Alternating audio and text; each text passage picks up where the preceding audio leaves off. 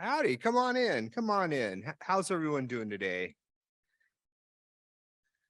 It was 111 when we left Fresno, and it is very cool to be in the 70s. So welcome. I am a big fan of UC Berkeley. I'm so pleased to be here. I've had a couple of opportunities to speak at UC Tech in the past, and it is great to see all of the folks that typically attend these events.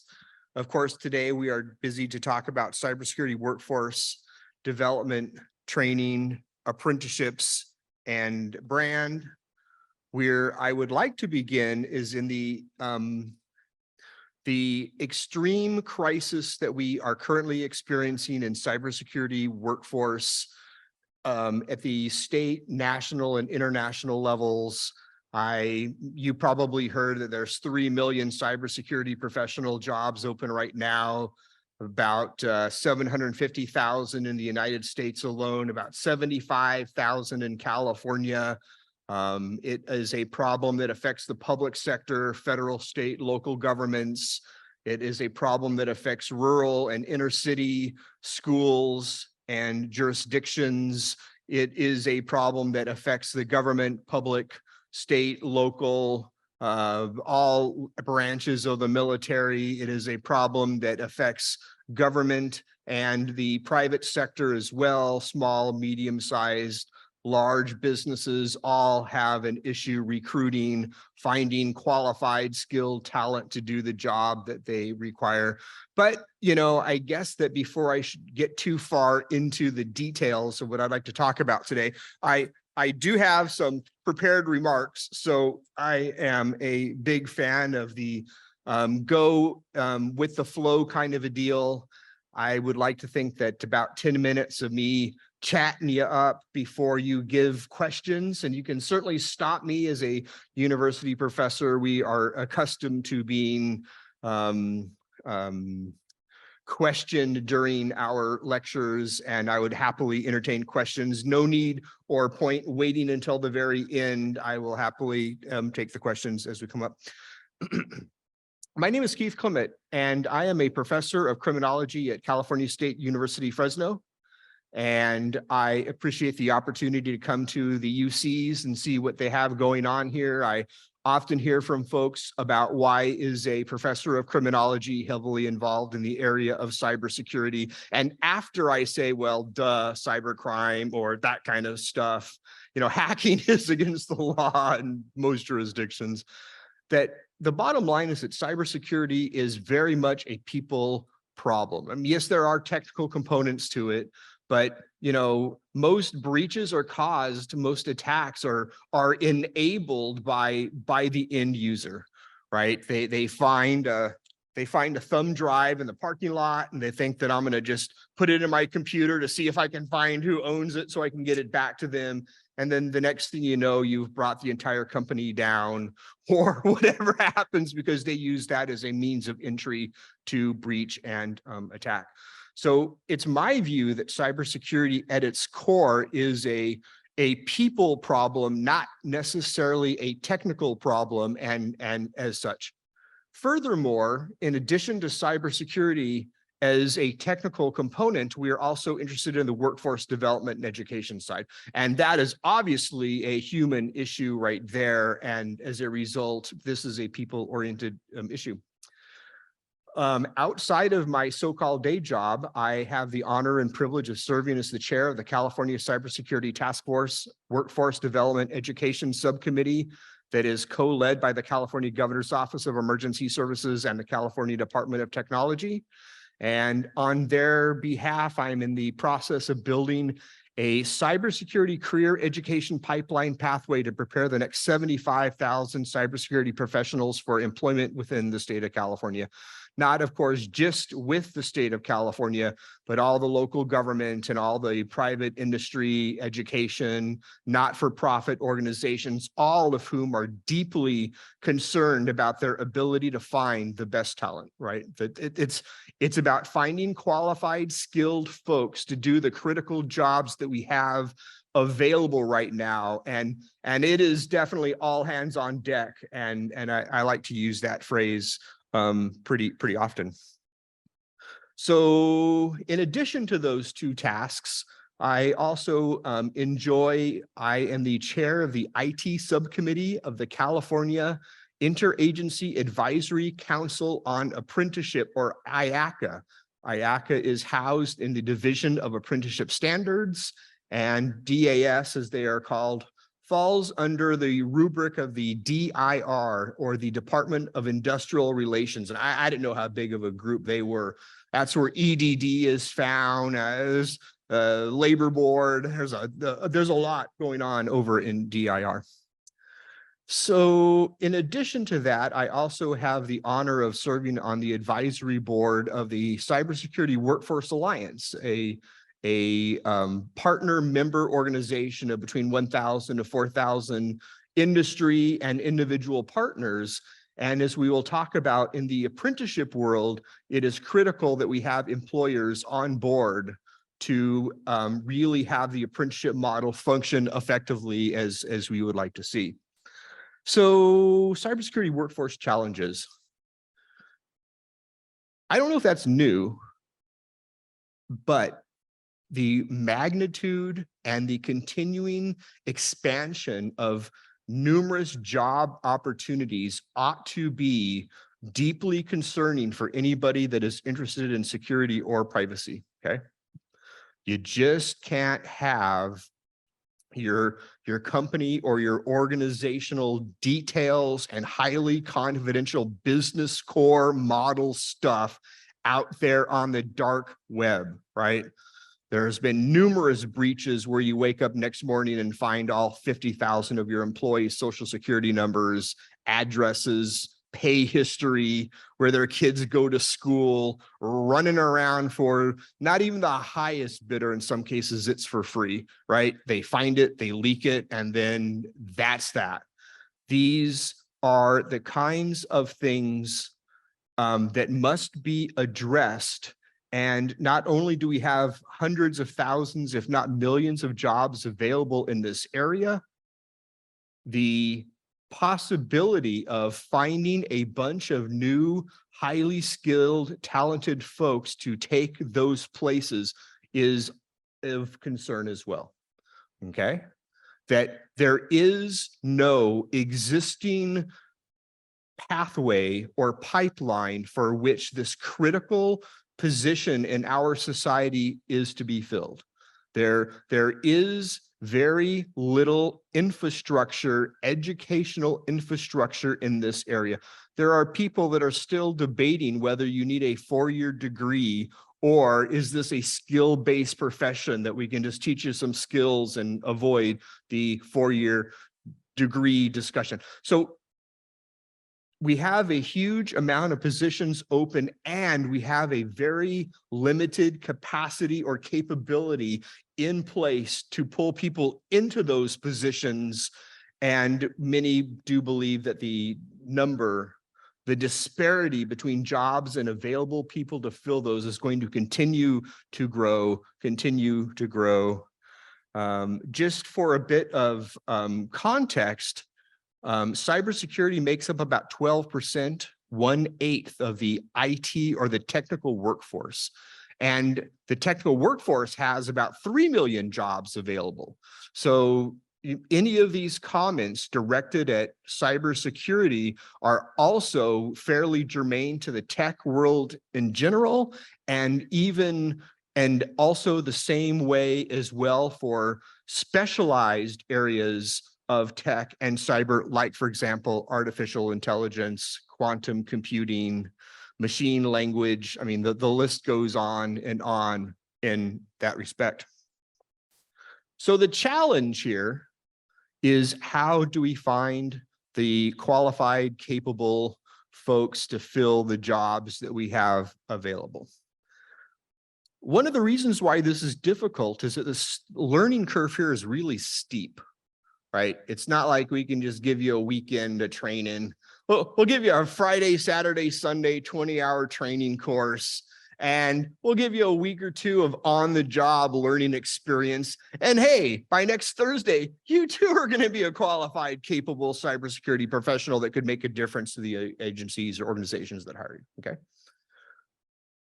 I think that the reason why the learning curve is steep is that 68% of employers require a 4-year degree in a STEM-based field, usually involving technology, although a silver-tongued devil might be able to talk their way in with a 4-year degree in a pretty closely related field. They might be okay with that. I have a degree in data analytics, and okay, well, we could probably work with you. Outside of the education side, IT and cyber both have a very strong reliance on the utilization of professional industry recognized certifications.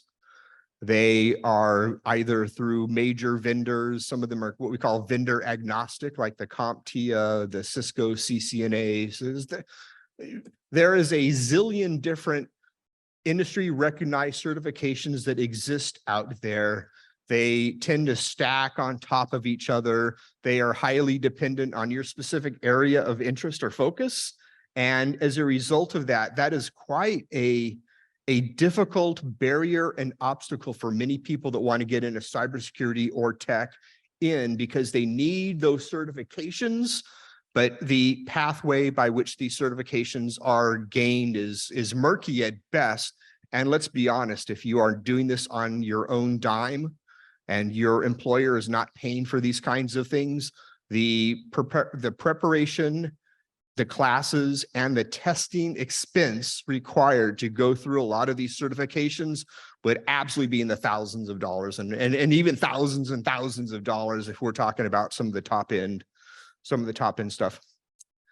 The third area that seems to be missing here, and this is the one that really, just really is the spear in the side, workforce development.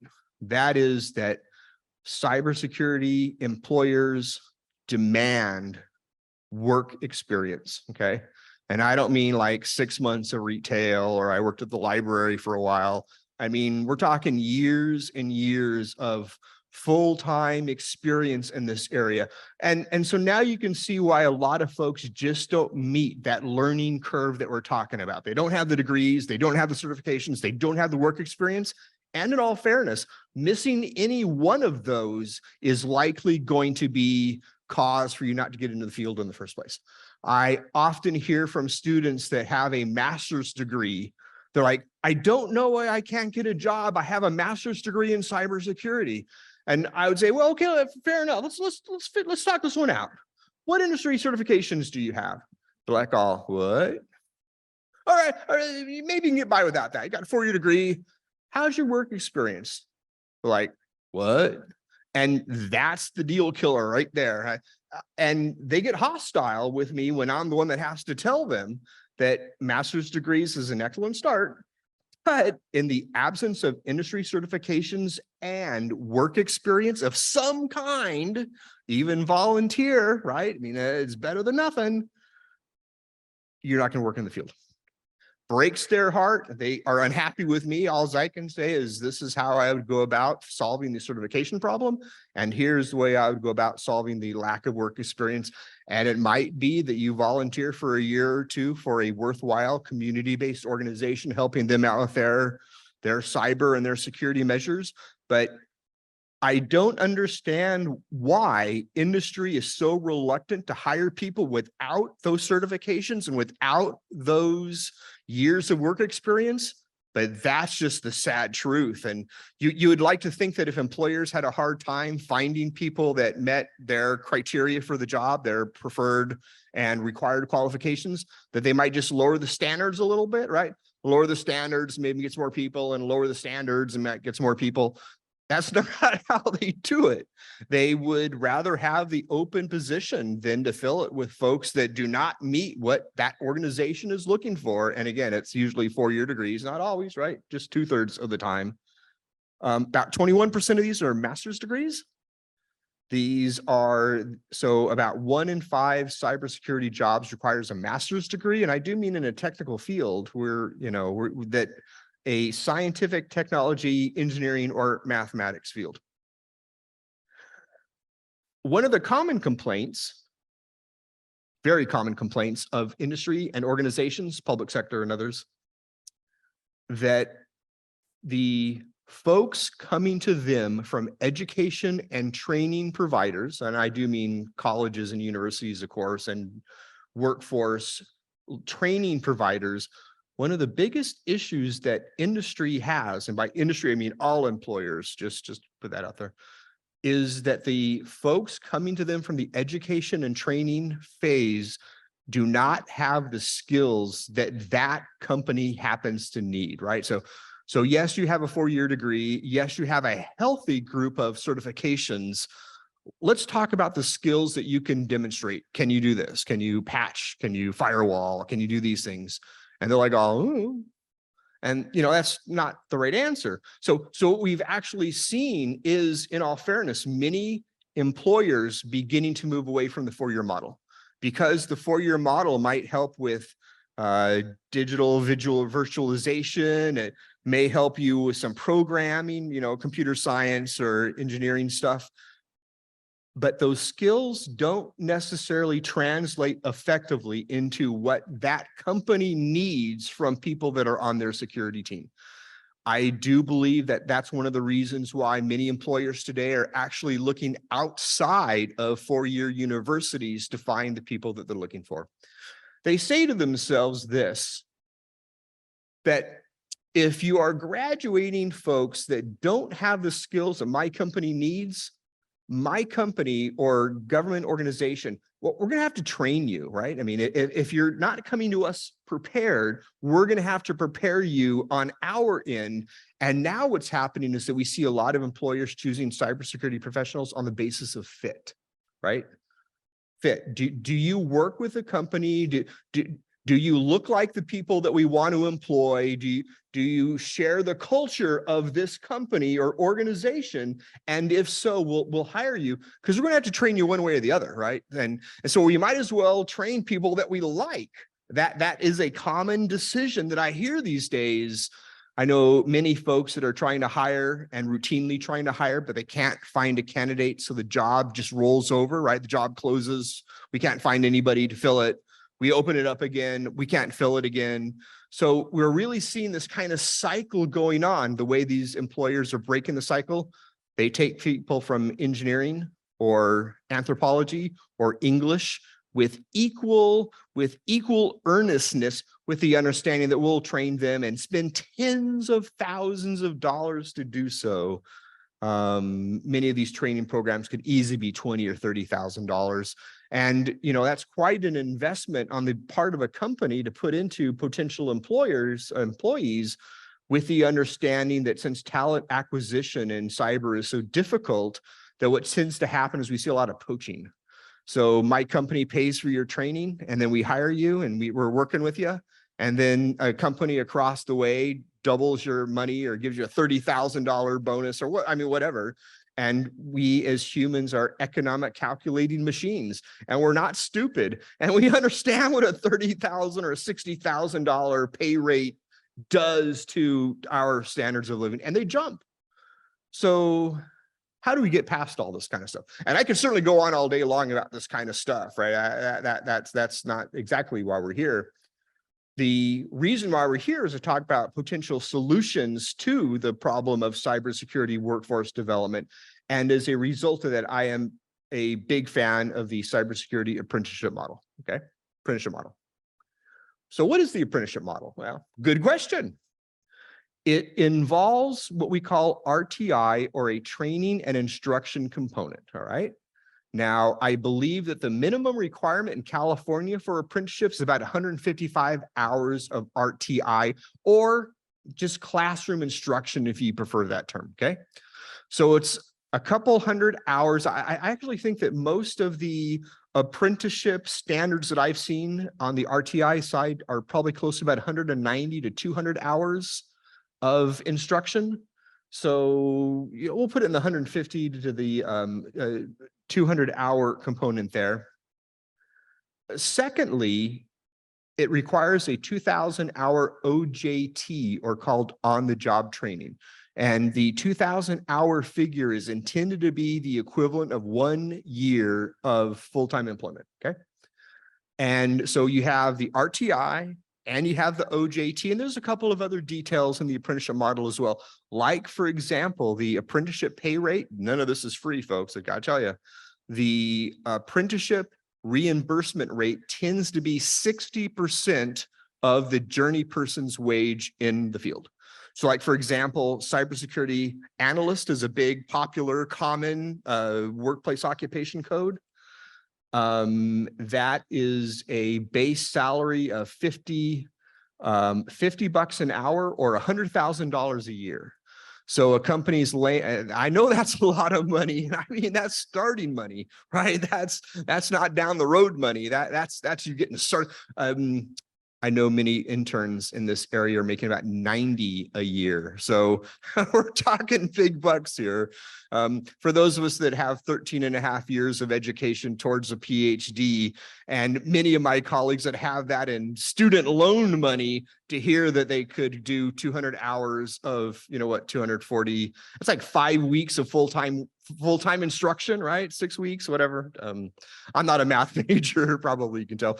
So 5 or 6 weeks of education, 1 year of on-the-job training, and voila, you're making more than full professors across the state of California and many other states as well. So, kind of a gut shot for many out there. Well, in any case, $60,000 a year investment per year for that 1 year, 60% RTI and OJT component, with the further understanding that they want to see one pay raise, one bump in pay over the course of that 1 year. Folks, that is the essence right there of the apprenticeship model, okay? That's all one needs to know about the detail-y part of it.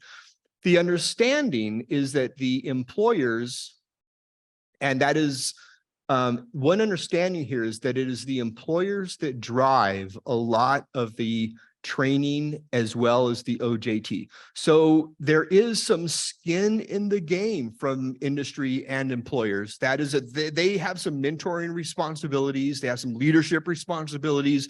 They have professional development responsibilities, right? I mean, there are some things that employers have to contribute to the mix here. I think that it is also important to note that one of the critical problems that we have today in the apprenticeship model is every apprentice needs a job, right? I mean, that OJT has job right in the middle of the label. And one of the biggest limitations to the apprenticeship model is that we can only have as many apprentices in the system as there are employers buying in. And by buy-in, we specifically mean, do they have jobs available for these apprentices? And that's the barrier, a significant barrier, that's for sure. Do we have any questions before I continue? Anybody from the chat or anybody here? I'm user-friendly.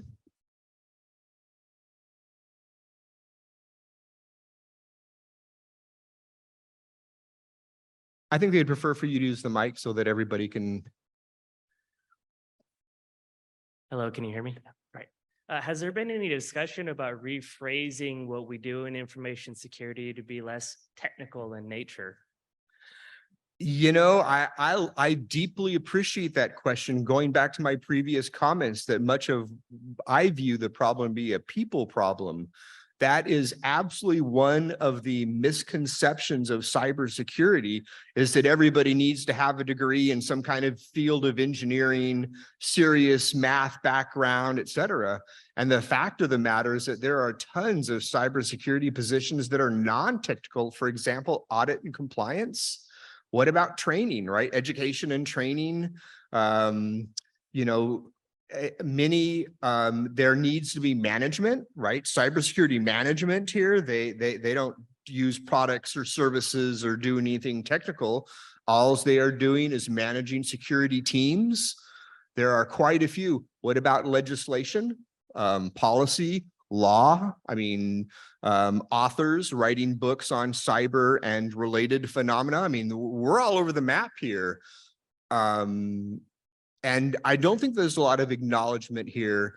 Everybody thinks that you have to be, an Albert Einstein protege mathematician to get a job in cybersecurity. And the fact is, of those 750,000, they encompass over 50 different work roles, and not all of those work roles are technical at all.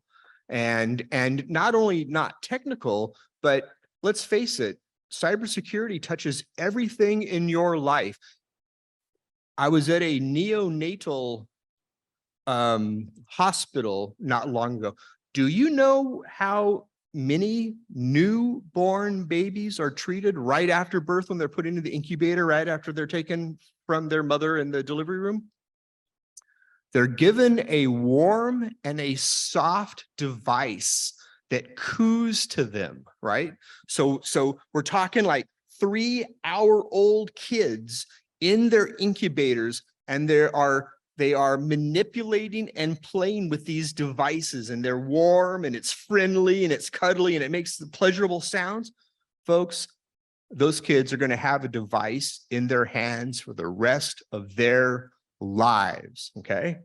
So we're talking about a society today that is driven by technology in your individual life, that is from the minute you wake up until the second you go to sleep, right? Don't they say to not use electronic devices an hour before you go to bed? Do you actually know anybody that follows that? Or are they checking their email one last time before they go to bed? I might miss some super critical text or something, right? It's problematic. But the problem is that we have not seen an increase in behavior on our part to be secure and to practice safe computing. And it is an example of some of the misconceptions that we have to deal with.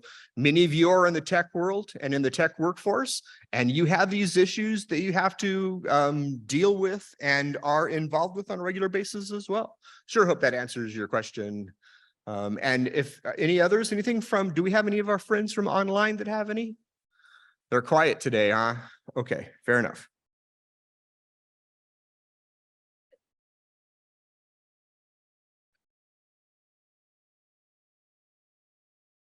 System crash.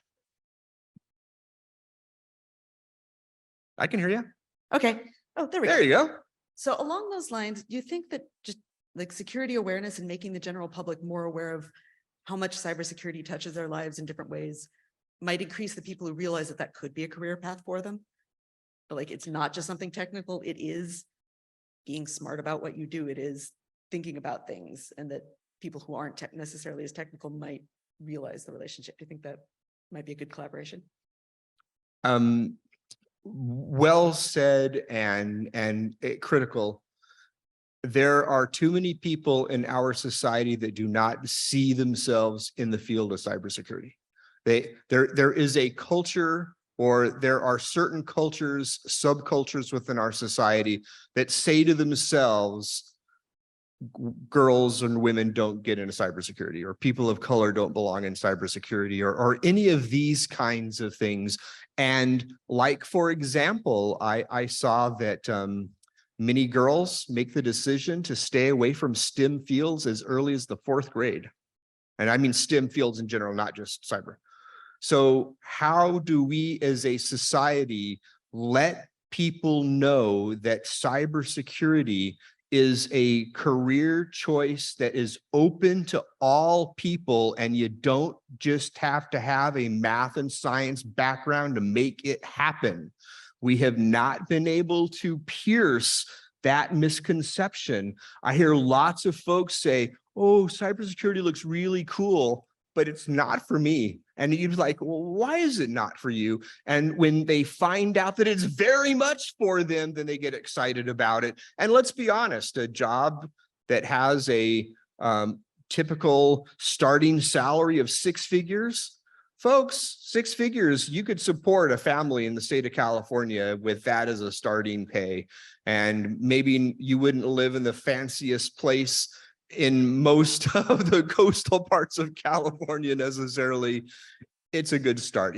You maybe have to move 20 or 30 miles inland until you're starting to make the big money before you live in the Bay Area or Palo Alto or some of these kinds of things.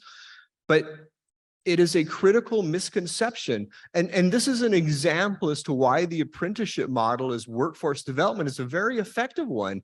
Because if you are doing the job for a year, you know you can do the job. Many of these apprenticeship opportunities, they start kind of, you have to work your way up the chain. And, it's for behind every professional athlete, they were an amateur athlete and they were a new athlete and they progressed through the ranks and made a difference. And I think that the apprenticeship model actually allows for just that. Folks can get what the sailors call their sea legs. And I've been doing the job for a year. I'm pretty sure I can do the job. And I have the confidence and the security that I would be good in this role. And these are the kinds of things that are absolutely missing. And thank you for that question. It is, if we're going to solve the cybersecurity workforce gap, we must throw open the doors by which people are exposed to this career field. They have to know exactly what they need to do to be successful in this field. And if we are doing the apprenticeship model right, then we are having the not-for-profit community-based organizations working with education training providers, working with employers to get these matters handled and squared away. So I'm a huge fan of all of those components right there, and appreciate the question. 1 year full-time employment. I think that 1 year of full-time employment meets the employer's criteria that you're going to fit within their organization, right? I mean, remember back in the days in some of the non-technical fields where a lot of folks relied on, what do they call them? Temps. Right? I mean, companies are afraid to vest a lot of resources into a new employee without them being somehow proven. The apprenticeship model is fantastic with that. I assure you, after a year of working with that person, you're going to know whether they work with your company or not, as opposed to like an internship where, I mean, most internships are in the 120 to 200 hour category. I'm going to see an intern 1 day a week for a semester. Maybe they just put on their best face for that 8-hour shift every week. And I don't see the real kind of person that they are that you would if we work together Monday through Friday, 8 to 5 or whatever, right? I mean, that illusion is going to go away. You're going to know whether they're working for your company and they fit with the culture and the values of your company, or maybe they probably should be like working somewhere else. I think that one of the things about the apprenticeship model that is very endearing is its linkage to diversity, equity, and inclusivity, because this allows us through the apprenticeship model to reach out to professional cybersecurity folks that are off the beaten track. When the Googles or the Microsofts of the companies of the world, well, when they're looking for talent, there are certain schools and areas that they go to, and they don't come to Fresno, California. And so, poor folks who live in that area. Ooh, I got a prospective question over here. Yay. So I had to write it down because I have so much going on right now. Sounds complicated. So in terms of a workforce strategy, we know that apprenticeships are a retention strategy as well. And that leads to 91 to 92% per Department of Labor. I used to work in apprenticeships, so I have some data on the top of my brain, but 91 to 92% retention. So if you have an apprentice, you offer them the job, they're going to be retained 91, 92% of the time. So that seems like an effective strategy.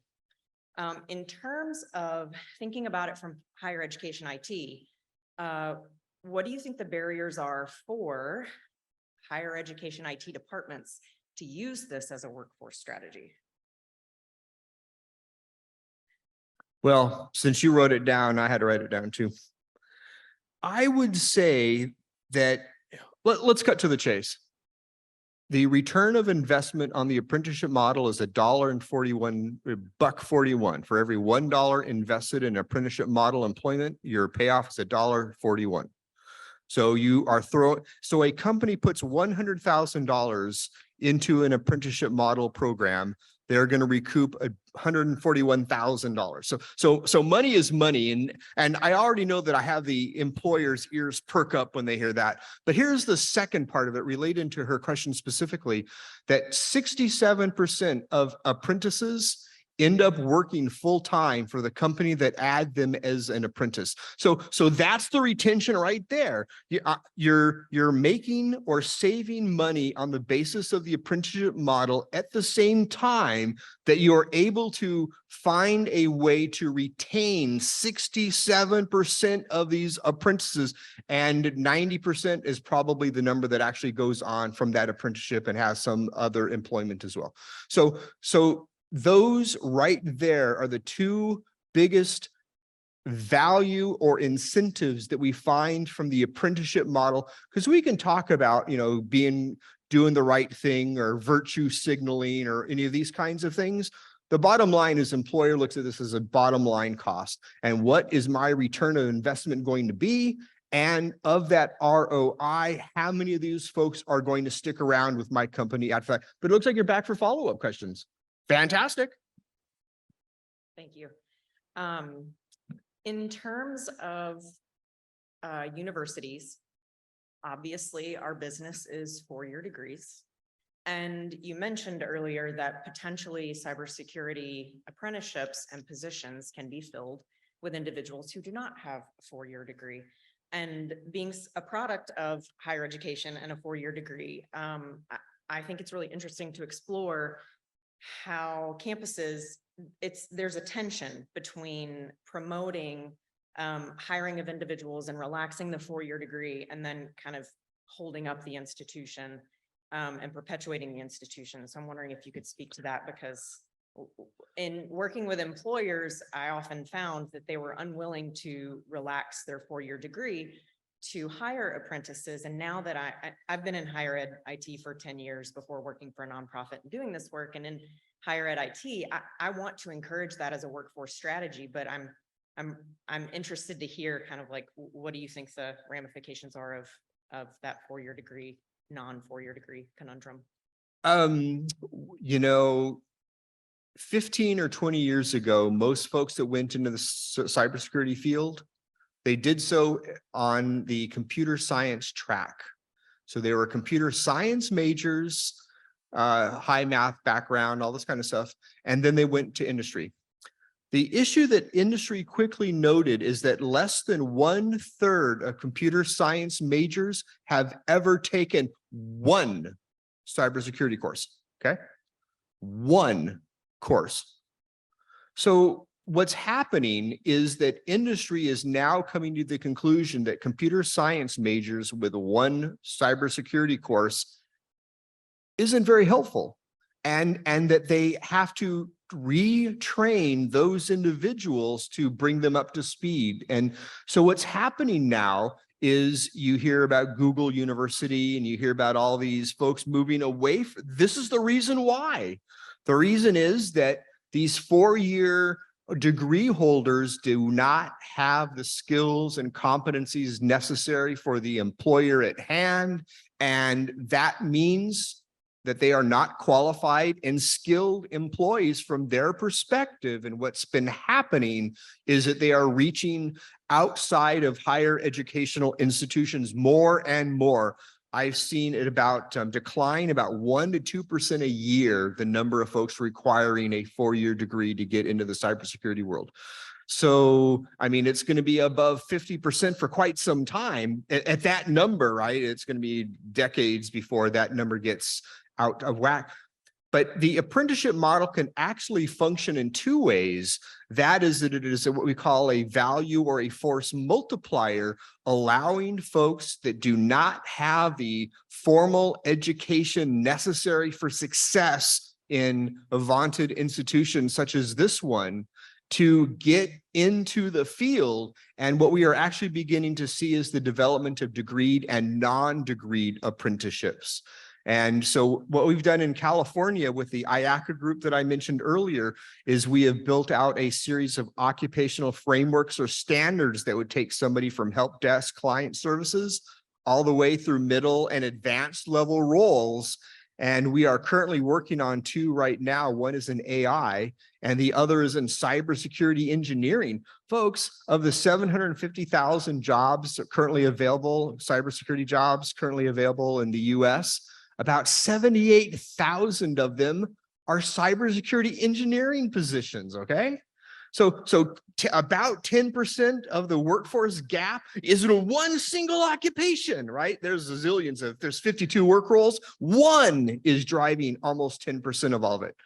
So our goal in California through IACA and the IT group that I chair is to have a series of stackable apprenticeship programs that will take you from help desk client services into these middle level roles, maybe like network security. I mean, some of this in the middle, data analytic, data science, all the way to more advanced roles like cyber engineering and all these kinds of things. So if you're interested in that kind of work, then just send me an email or you talk to me about work with the IACA subcommittee for IT as we build these occupational apprenticeship frameworks. And just to say, for those that are interested in the preparation of California's next 75,000 cybersecurity entry level and retention-based positions, we're working on a California cybersecurity career education pipeline pathway that incorporates the apprenticeship model into it, because, you know, we've already spoken about the incredible value of workforce experience in this area. And I sure hope that answers your question and questions of others. I think I don't know how we're doing for time. Oh, hey.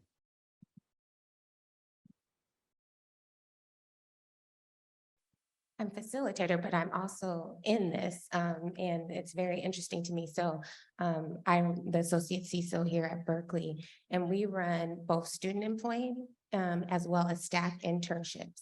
And so, you know, speaking to your question about like, what are the limitations and like, what are the challenges? So we have staff who are coming into our internships from like help desk and getting that opportunity, that experience. We try to keep them with us at least a year. But what we were running into was at the end, we didn't have roles for them because we're always looking for that senior level, those folks who've got 10 years of experience and all of this. And so what we had to do, and I think it's something that we have to think about as a community and as organizations, is we had to make the conscious decision to say, next time we have funding for a role, we are going to make openings at a lower level. So that way those folks not only get that education and that experience, but then they have a pathway in. We actually have, and so we had to say, okay, we're not gonna get all these senior people. It would be great, it would make our lives very easy, but that's not serving the long-term